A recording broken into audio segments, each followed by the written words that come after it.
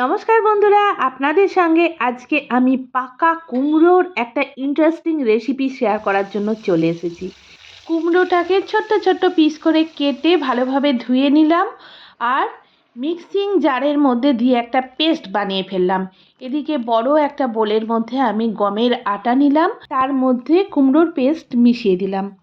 কুমড়োর পেস্ট তৈরি করার সময় কিন্তু আমি কোনো জল দিলাম না।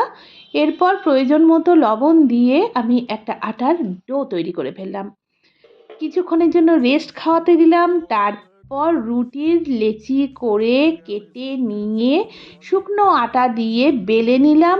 নিয়ে শুকনো আটাটা হাতে করে ঝেড়ে নিলাম।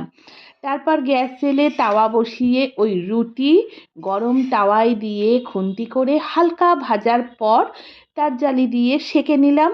আর একদম ফোলা ফোলা হাই নিউট্রিশনাল ভ্যালু যুক্ত কুমড়োর রুটি তৈরি হয়ে গেল। এটাই আজকে আমার লাঞ্চের খাবার। হ্যাঁ বন্ধুরা, দেখুন আমি লাঞ্চের প্লেট সাজিয়ে নিচ্ছি। দুটো রুটি নিয়েছি, সঙ্গে নিয়েছি পনির, ক্যাপসিকাম, কাঁচা লঙ্কা দিয়ে তৈরি করা ছোলার ডাল, আমাদেরই বাগানের লাউ শাক আর আলু, তার পোস্ত। শেষ পাতে মিষ্টি মুখের জন্য রয়েছে রসে ভরপুর রসগোল্লা। হ্যাঁ বন্ধুরা, একটা কথা বলে রাখি, আজকে রসগোল্লাটা এসেছে রাজবলহাট থেকে।